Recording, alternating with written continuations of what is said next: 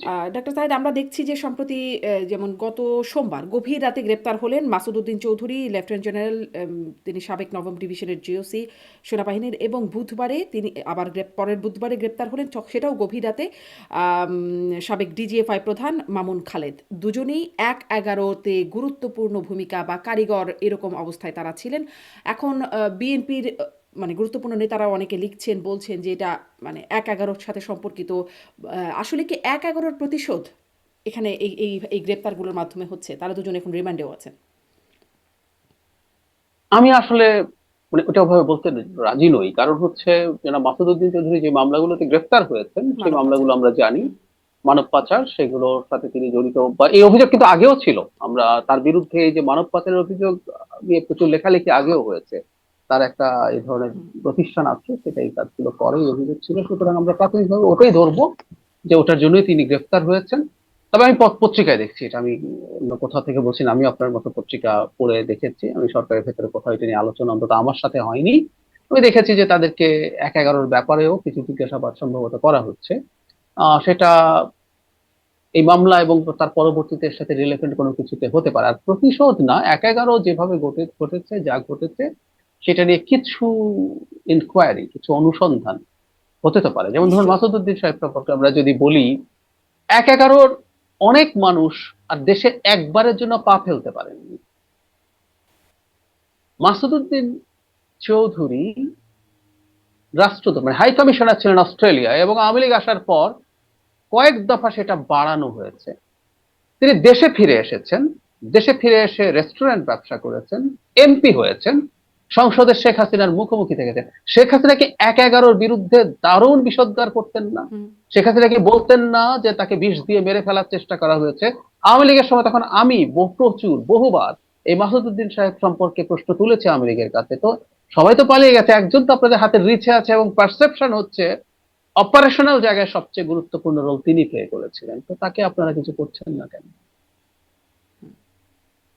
সুতরাং আমাদের এই সময়গুলো সম্পর্কে আসলে একটু জানা নিশ্চয়ই। দরকার আছে তো বলে মনে তাহলে হয়। সরাসরি কেন সেইখানেই, মানে যেহেতু একরকম মানে তাদের বিরুদ্ধে মামলা ছিল, অন্তর্বর্তী সরকারের সময় ছিল, তাদেরকে এখন এতদিন ধরা হলো না। এখন গভীর রাতে রাতে গিয়ে তাদেরকে গ্রেপ্তার করা হচ্ছে এবং একের পর এক গ্রেপ্তার করা হচ্ছে। রিমান্ডেও বের করে আনা হচ্ছে যে কারা ছিলেন কুশীলব। তো সরাসরি কেন সেই জন্যই গ্রেপ্তার করা হচ্ছে না বা সেই অভিযোগটাই তোলা হচ্ছে না? মানে ধরুন, আচ্ছা, আমরা গভীর জানি আমরা জানি তারেক রহমান বর্তমান মাননীয় প্রধানমন্ত্রী তৎকালীন সময় খুব নির্যাতিত হয়েছিলেন, তার ভাই নির্যাতিত হয়েছিলেন। কেন এগুলোর বিরুদ্ধে মামলা হচ্ছে না? আমি ওই যে শুরুতে বললাম যে তাদের বিরুদ্ধে তো মামলা ছিলই, মামলা ছিলই। কিন্তু এক তার এগারো তাদের পরবর্তী নির্যাতনের মামলা, এই মানব পাচার, জুলাই আগস্টের হত্যা মামলা, এগুলো তো মানে মনে হচ্ছে যেন ১/১১-র বিষয়ে অজুহাত হিসেবে এই মামলাগুলোকে এখন টানা হচ্ছে। এই মামলাগুলো তো আগে থেকেই ছিল, হয় নাই গ্রেপ্তার? না, আগে থেকে হয় নাই। এখন ইন্টারিম সরকারও সেই জায়গা থেকে তারা কাজ করেনি। ইন্টারিম সরকারের তো কথা ছিল এই মামলাগুলোর ব্যাপারে স্টেপ নেওয়া, নেয়নি। এই সরকার এসে নিয়েছে, সেটাকে আপনি খুব অস্বাভাবিক বলতে পারেন না। আর যে তথ্য আমাদের সামনে মিডিয়াতে আসছে, সেই তথ্যটাও আমি বলছি আমি পত্রিকায় হুম। দেখেছি। বাস্তবে সেটা হচ্ছে কিনা আমরা এখনো নিশ্চিত নই। আমরা এখনো নিশ্চিত নই। আমিও বলেছি এই জন্য যে আমি সরকারের কোনো দায়িত্বশীল জায়গা থেকে এই তথ্য পাইনি বা ব্রিফড হইনি যে সত্যিকার অর্থেই তাদেরকে জিজ্ঞাসাবাদ করা হচ্ছে এবং সেই তথ্য আমাদের সামনে আসছে। আমরা এটার ভিত্তিতে কিছু করব। আবারও বলছি, এটা আমি জাস্ট পত্রিকা পড়ে জেনেছি।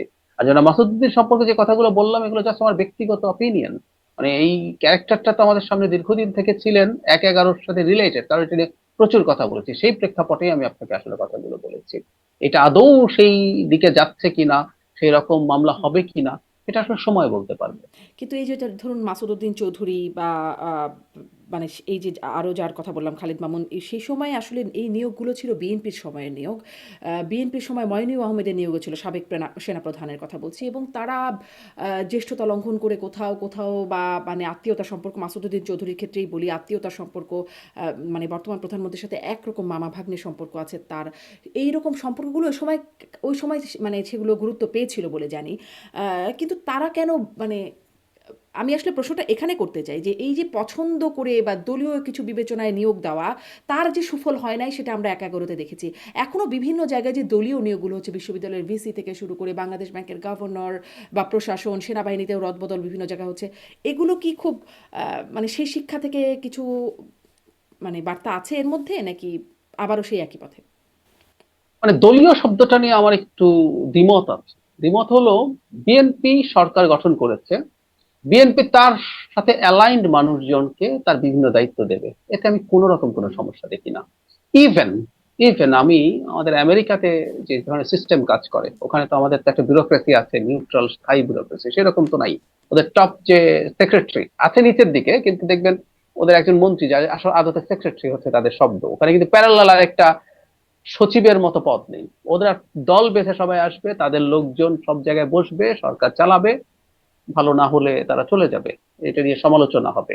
সো বিএনপি যখন দায়িত্বে আসছে, আমি আরেকটু পেছনে যাই, আমাদের নিশ্চয়ই মনে আছে আমেরিকার মতো দেশে ট্রাম্প যখন আগের দফায় ক্ষমতায় ছিলেন, তখন তিনি সুপ্রিম কোর্টের বিচারক নিয়োগ করা নিয়ে তার দলের সাথে অ্যালাইন্ড। আপনি এখনো আমেরিকার মতো দেশের সুপ্রিম কোর্টে কোন মতাদর্শের হুম, আহ, বিচারক আছেন সেটা নিয়ে আলাপ হয়, এবং তারা যেহেতু আমৃত্যু থেকে যান, সেটা নিয়ে বিচারে কি হতে পারে না পারে এগুলো নিয়ে আমেরিকান সোসাইটিতে আলোচনা আছে। হুম, সুতরাং বিচার বিভাগের মতো দেশ আমেরিকার ক্ষেত্রে, আমেরিকার মতো দেশে ওই ঘটনাগুলো ঘটে আছে, এটা সারা পৃথিবীতেই থাকে। সো বিএনপি তার মতো তার মতাদর্শের সাথে অ্যালাইন মানুষকে বিভিন্ন গুরুত্বপূর্ণ দায়িত্বে দেয়ারই হুম, কথা। আসলে হুম, আমরা এই জিনিসটাকে সমস্যা মনে করি না, আমি অন্তত। সমস্যা হচ্ছে কোনো দায়িত্বে কেউ যখন আসেন, হুম, তিনি সেই দায়িত্বে আসার পর তার যে দায়িত্বের যে জুরিসডিকশন আছে, তার যে দায়িত্ব পালন করার কথা আছে, তিনি সেটাকে লঙ্ঘন করছেন কিনা। ধরুন বিএনপি সাথে মতাদর্শগতভাবে অ্যালাইন্ড একজন দায়িত্বে আসলেন, দেশের কোনো প্রতিষ্ঠানে তিনি ভিন্ন মতাদর্শের কারো প্রতি অন্যায় অবিচার করছেন, হুম, সেটা যদি করে থাকেন আসলে সেটা আমাদেরকে দেখতে হবে। সুতরাং যে নিয়োগগুলোর আলাপ আমরা করছি, হুম, বিএনপি এসে জামাতের লোককে দায়িত্ব দেবে না। হুম।